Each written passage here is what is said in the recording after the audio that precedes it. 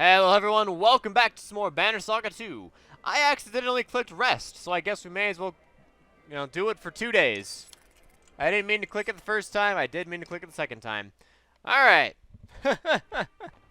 I meant to click leave and start the episode that way, They say but the moon and stars are always visible when you look at Lauga's Godstone.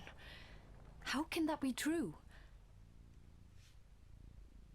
Because there's no light pollution? Or perhaps the moon and stars are on her Godstone.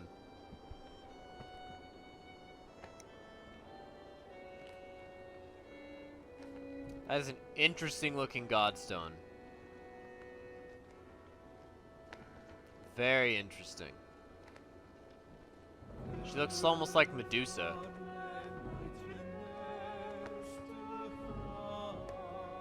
Interesting. This Godstone is like a cave. And it goes all the way down to here as well. Huh. What is this thing? Interesting. I know I keep saying that, but it is. It's very interesting. It genuinely is. The moon, her spirit, the stars, her eyes, Alio says, plucking a few strings of his instrument. Luga, the god of beauty and of, well, of things that happen in the night, the Skald smiles. The gods may be dead, but my wife still prays to Luga. I'm thankful for her piety. The Skald is not the only one smiling. A quick look around reveals grins throughout the caravan.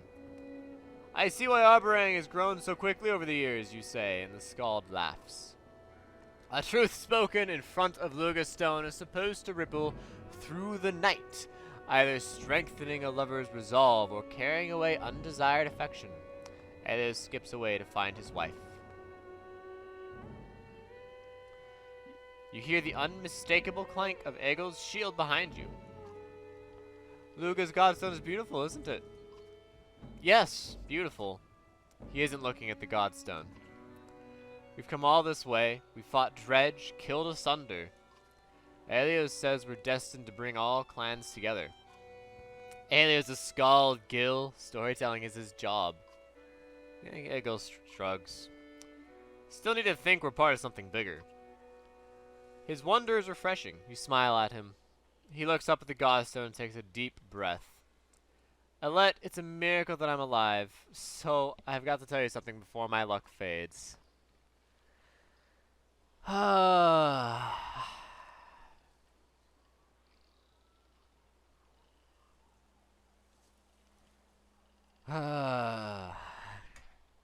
knew it was gonna happen. At some point in the campaign, I knew it was going to happen. Since Banner Saga 1. Let's be honest, since Banner Saga 1. Gil's an upstanding lad. I'll give him that.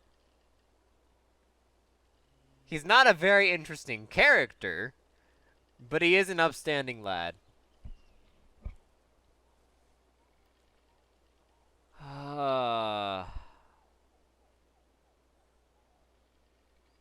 You know what? Let's just feign ignorance. Don't say that. We'll keep each other alive. Thank you, but neither one of us could have saved each other like Ivan to save Juno. That is true. That is definitely true, and I'm really suspicious of all that shenanigans. Okay, giant serpents aren't part of our deal. Two of you laugh a bit and Gil relaxes. Alette, I love you. His tone is sincere. His eyes hold no expectations. And you don't have to love me back, but I had to say it. He exhales, relieved of a great burden.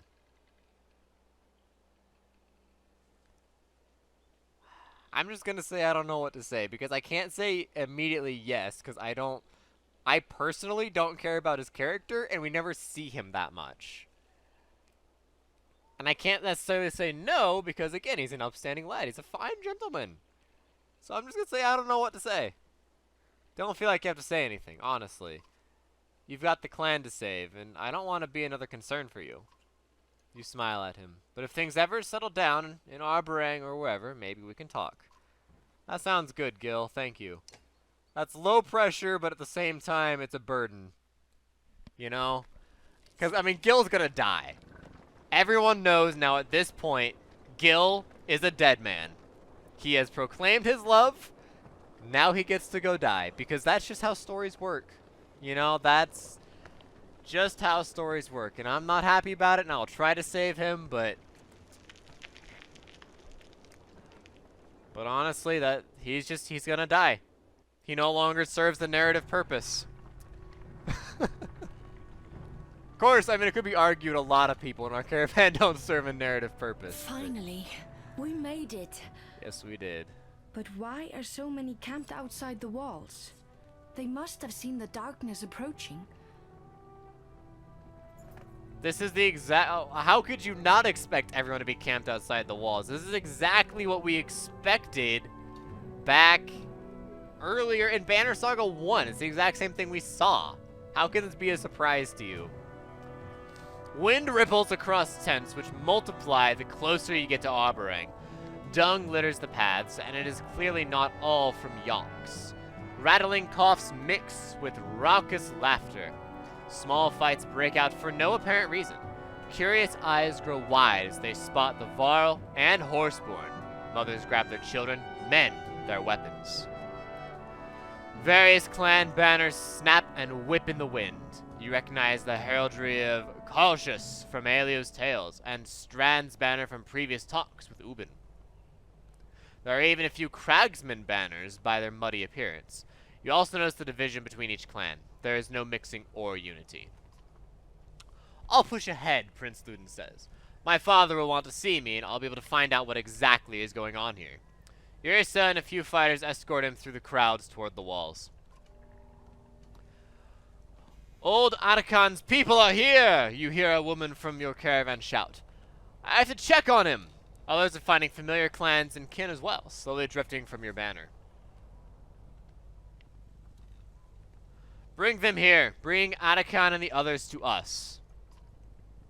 Some of the folks around the fires look half-starved and gladly join, making their way towards the supply carts. Others pack their meager possessions and fall in line.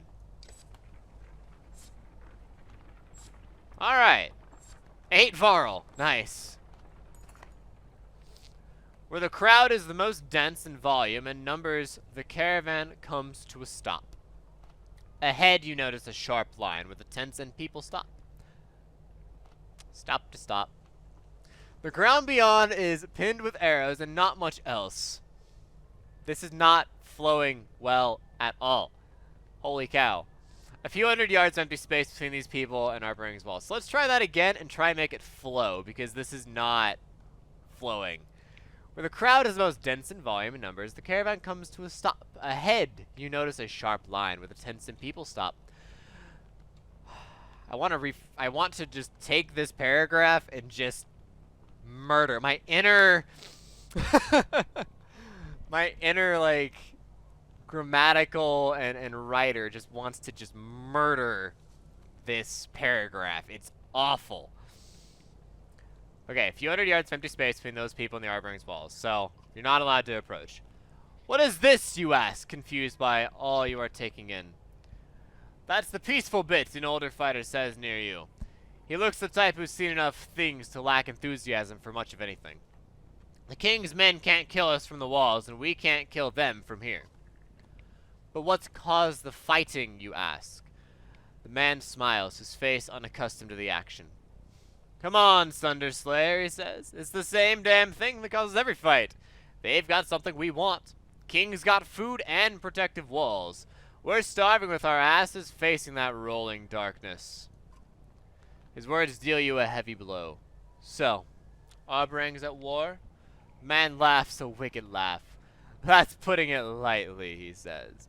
From what I can tell, this is the rest of our kind. You brought the last of the Varl, even dragged in some worthless horseborn.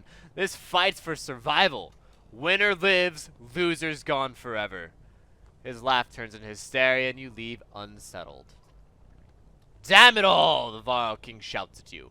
In all this chaos, Ruga's man Dagger managed to grab a blade and get away. He killed a few of our fighters who tried to stop him. You feel the Varl's anger. Gods, I told you it was a mistake to leave him alive. He was supposed to be tied up in a rope. Come on. Whatever. The Elks are tended and the tents aligned as best as possible. Some are repairing their armor, others look anxious to talk to various clans. Varl King's eyes scan the fields as he approaches. I want to know what's going on here as much as you, he says, but we'd better find a way to defend our gear and supplies. These other clans could form a mob if they discover we have food. We don't have that much food. Seeing the hungry eyes all around you, you agree. We've got an issue, Oddleaf says. I don't know why, but the other clans don't like the Horseborn, or the Varl for that matter. They're starting trouble, and I'm going to stop it.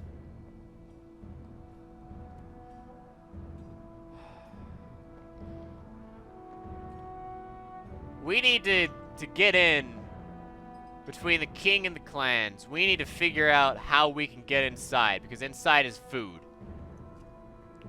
You leave Hakon in charge of the camp while you and a few others wander through the collection of clans asking various leaders for information. King's addled, the older woman tells you.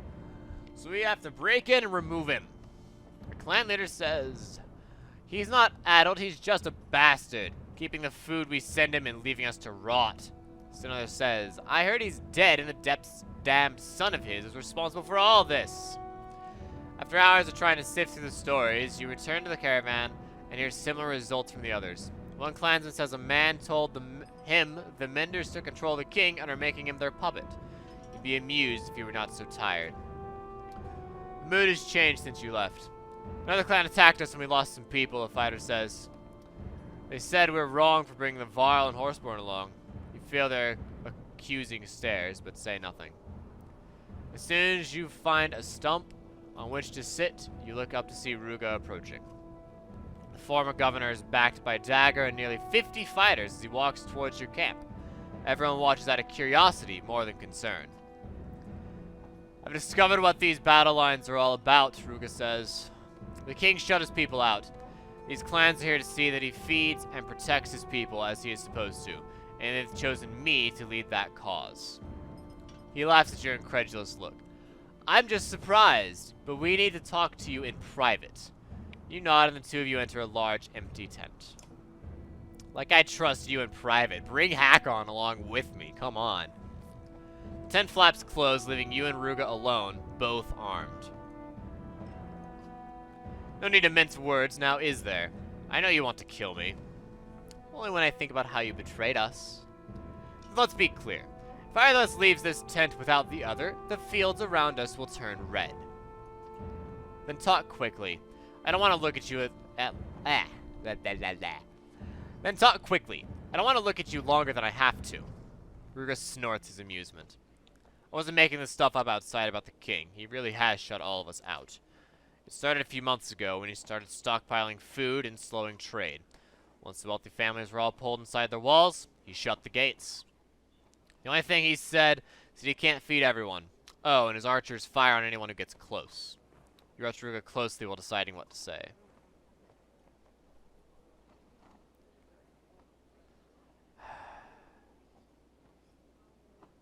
To what end?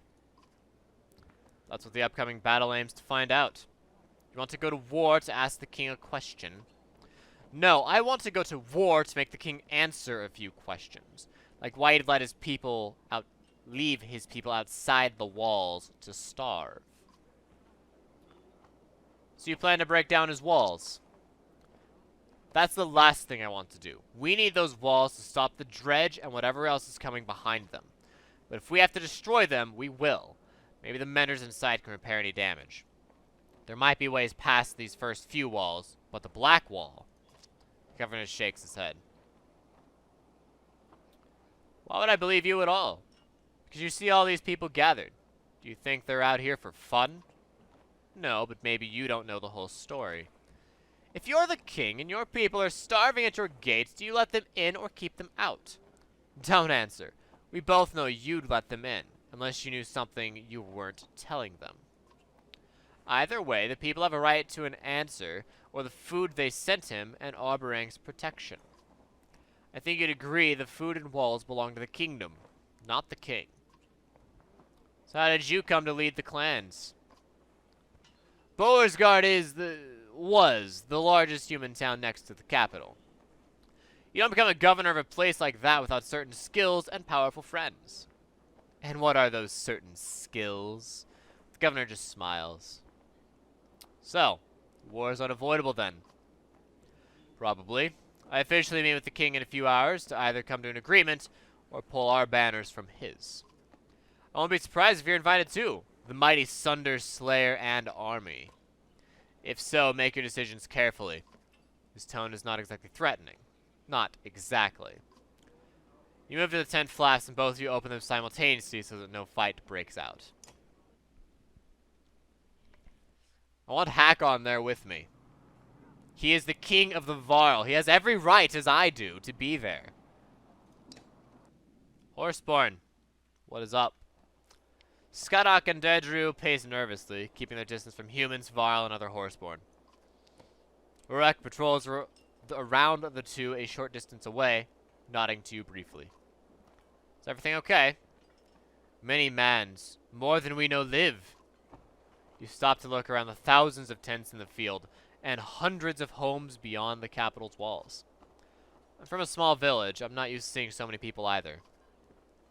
Maybe herd too big. So many mouths hungry. If some dead, more easy feed herd. Skadak stomps the ground and says a few shrill notes to Derdrio before turning to you. Derdrio forgets we are not of same thinking with mans. If you think big herd is right, we will think big herd is right. What do you think is right, Skadak? Male Horseborn looks up at Arberrang a few moments while swishing his tail in thought. I think big herd kick each other in small fields. He points to Arberrang. Small fields behind walls. You thank them for talking and offer them a few calming words before departing.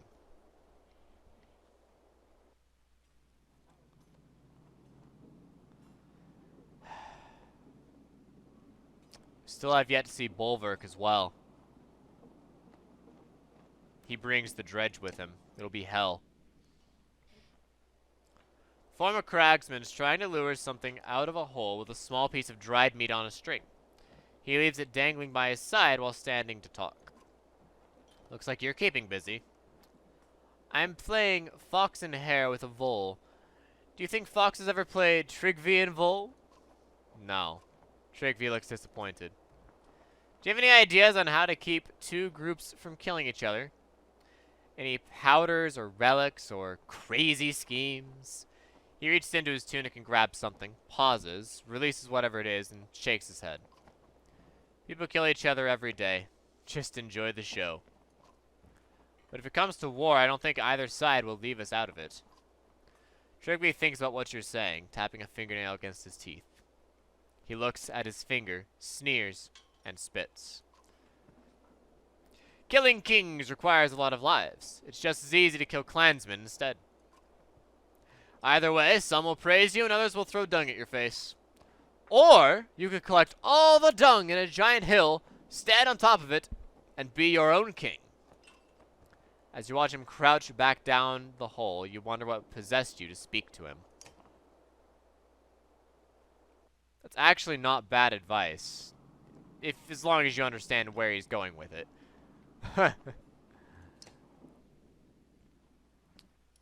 The Skald is tying a dyed strip of cloth into his daughter's hair, but sends her off to play as you near. We've come all this way for war.